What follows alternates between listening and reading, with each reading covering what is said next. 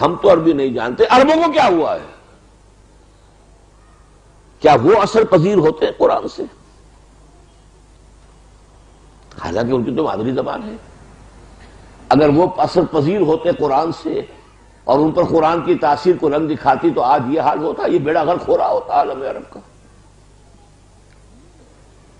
پورا شمالی افریقہ کا ساحل جو ہے مسلمان ممالک بدترین مغربیت کا شکار، بدترین۔ کہیں اسلام، وہ سعودی عرب میں عمرہ اور حج کی جو ہے چلت پھرت اس کا اسلام ہے، باقی اور کا اسلام کہاں ہے؟ عربوں پر اثر نہیں ہو رہا قرآن کا، تو کیا وجہ ہے؟ کیا واقعی وہ حجاب اللہ نے ہمارے اور قرآن کے مابین کھڑا کر دیا جس کا ان آیات میں ذکر ہے؟ جعلنا بینک وبین الذین لا یؤمنون بالآخرۃ حجابا مستورا۔ اور وہ جو کہتے تھے کہ وبیننا وبینک حجاب، یہ حجاب ہیں، ذرا گنیے وہ حجاب کون کون سے ہیں۔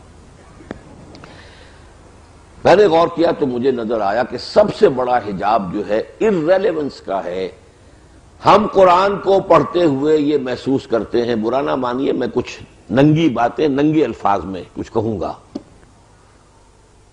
کہ ہم سے کیا تعلق اس کا؟ This Quran is not relevant to us۔ کیوں؟ مکی قرآن کا تجزیہ کیجئے، اس میں سب سے زیادہ مباحث ہیں ایمان کے۔ بھئی ہم تو مانتے ہیں پہلے ہی سے، تو ہم سے تو متعلق نہیں ہے بحث، وہ تو ہم سن لیتے ہیں، ٹھیک ہے، ہم تو مانتے ہیں، اللہ کو مانتے ہیں، آخرت کو مانتے ہیں، رسالت کو مانتے ہیں، تو ہم سے تو وہ ساری بحثیں جو ہیں irrelevant ہو گئی، لمبی سے لمبی بحثیں چلی جا رہی ہیں، بعث بعد الموت پر، اللہ کی توحید پر، شرک کی نفی پر، اللہ کی قدرت کے مظاہر۔ معلوم ہوا کہ ہمارے لیے ان کا کوئی ریلیونس نہیں۔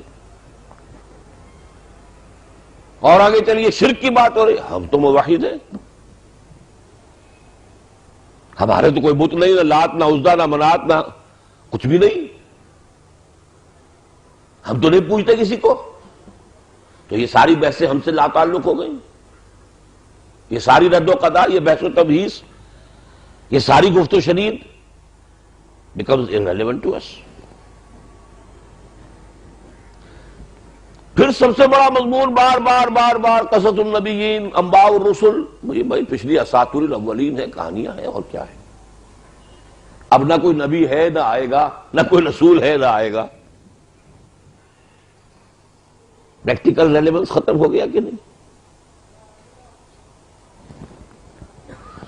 یہ ہے میرا تجزیہ۔ اور اس حجاب کو دور کرنے کے لیے جس شعور کی ضرورت ہے وہ کیا ہے؟ پہلا شعور یہ کہ ہمارے پاس ایمان نہیں ہے، ایک عقیدہ ہے، ڈوگما ہے، ایک ریشیل کریڈ ہے، ایک متوارث عقیدہ ہے، ہمارے دلوں میں ایمان جاگوزی نہیں ہے۔ یہ سمجھنا کہ ہمارے پاس ایمان ہے وہی حماقت ہے جو کی تھی بدوؤں نے، قالت الاعراب آمنا قل لم تؤمنوا ولکن قولوا اسلمنا ولما يدخل الايمان في قلوبكم۔ یہ بدو کہتے ہیں کہ ہم ایمان لے آئے، کہہ دیجئے تم ایمان ہرگز نہیں لائے ہو۔ ہاں یہ کہہ سکتے ہو کہ ہم مسلمان ہو گئے، لیکن ابھی تک ایمان تمہارے دلوں میں داخل نہیں ہوا ہے۔ جب تک یہ ہمارا زوم ختم نہیں ہوگا کہ ہم تو صاحب ایمان ہیں، ان ساری بحثوں سے ہماری کوئی دلچسپی نہیں۔ اساطیر الاولین، میں لفظ بھی بڑا سخت استعمال کر رہا ہوں، جو کفار کہتے تھے اساطیر الاولین، ہمارے لیے بالفعل پریکٹیکلی وہ ساری بحثیں جو ہیں اساطیر الاولین کے درجے میں ہیں۔ واقعہ یہ ہے کہ ان اعتبارات سے غور کیجئے کہ ہمارا جو قرآن مجید کے ساتھ متعلق ہونے کا تصور ہے وہ ان حجابات کی وجہ سے ختم۔ قرآن ہم سے متعلق ہی نہیں۔ زیادہ سے زیادہ یہ ہے کہ کہیں پر نماز کا ذکر آ گیا، کہیں روزے کا ذکر آ گیا، کہیں کچھ اخلاقی تعلیم، وہ ہم سمجھتے ہیں کہ ہاں یہ اس کا تعلق ہم سے ہے۔ یہ ٹوٹل قرآن کا کتنا حصہ ہوگا؟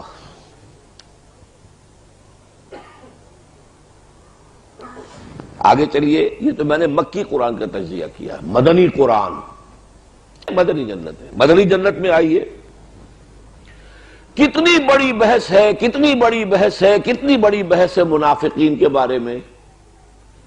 ہمارا احساس کیا ہوتا ہے؟ ہم سے کیا سروکار اس کا، اب کوئی منافق تھوڑا ہی ہے، وہ تھے ان سے بات ہو رہی ہے، کوئی سروکار نہیں ان سے۔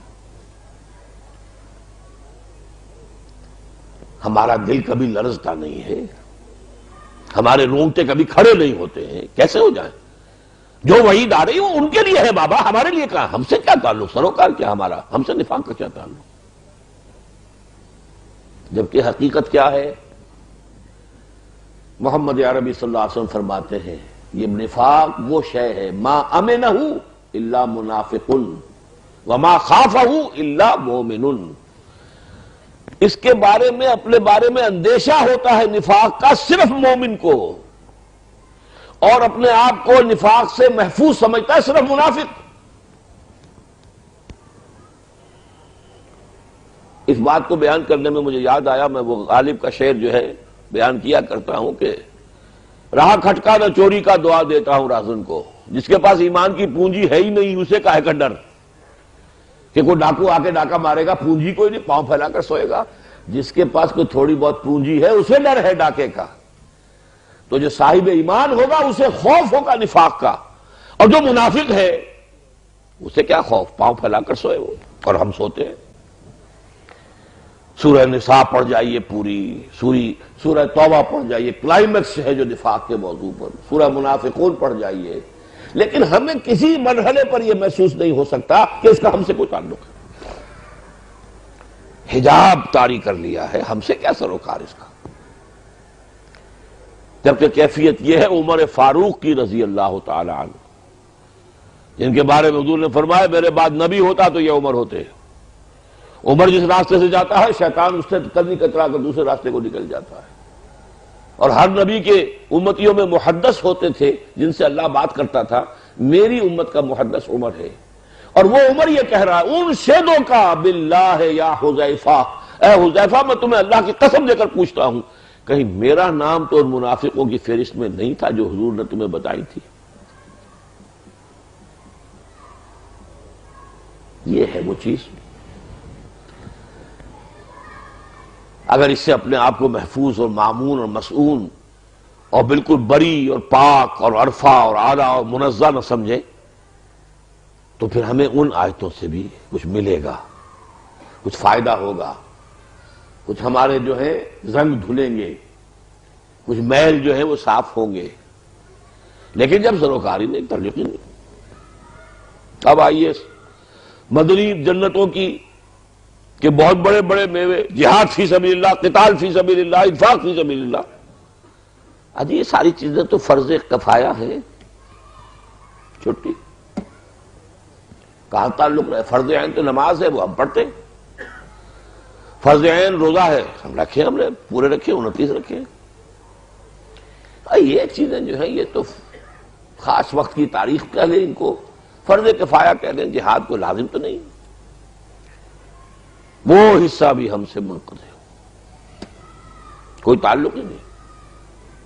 پڑھ جائیں گے پوری سورہ، سب پڑھ جائیں گے، لیکن مجال ہے کہ ذرا سا انٹروسپیکشن ہو، ذرا سا انسان اپنے اندر جو ہے درو بینی سے کام، لیکن میں کہاں کھڑا ہوں؟ غالباً شیخ سعدی کا شعر ہے یہ کہ جان جملہ علم ہا این است و این تابع دانی من کیم در یوم دین، کل علم کا خلاصہ لب لباب یہ ہے کہ تم یہ جان لو کہ قیامت کے دن تم کہاں کھڑے ہوگے، منافقوں کی فہرست میں ہوگے یا مومنوں کی فہرست میں ہوگے۔ تابع دانی من کیم در یوم دین۔ سورہ صف پوری پڑھ گئے، کوئی ارتعاش تک نہیں ہے ہمارے اعصاب کے اوپر، کوئی فکر نہیں، کیا ہے یہ چیزیں ہیں، یہ فرض کفایہ ہے، اس کا کوئی تعلق ہر مسلمان کی زندگی سے نہیں ہے۔ مدنی قرآن میں اگر کوئی شے ذرا سی ہم سے متعلق نظر آتی ہے تو وہ عبادات ہیں، کچھ احکام حرام حلال کے، سور نہیں کھانا، شراب نہیں پینی، وہ بھی ٹھیک ہے، وہ بھی سمجھ میں آتا ہے، ریلیونٹ ہے چیزیں، بس۔ پھر کہوں گا کہ ان کا حساب لگائیے مدنی صورتوں کا کتنا حصہ ہوگا جو ان چیزوں سے مشترک، پوری پوری صورتیں چلی گئی ہیں. 4 رکوعوں کی صورت سورہ حدید، نماز کا ذکر ہی کہیں نہیں ہے ہی نہیں، ذکر ہی نہیں کہیں.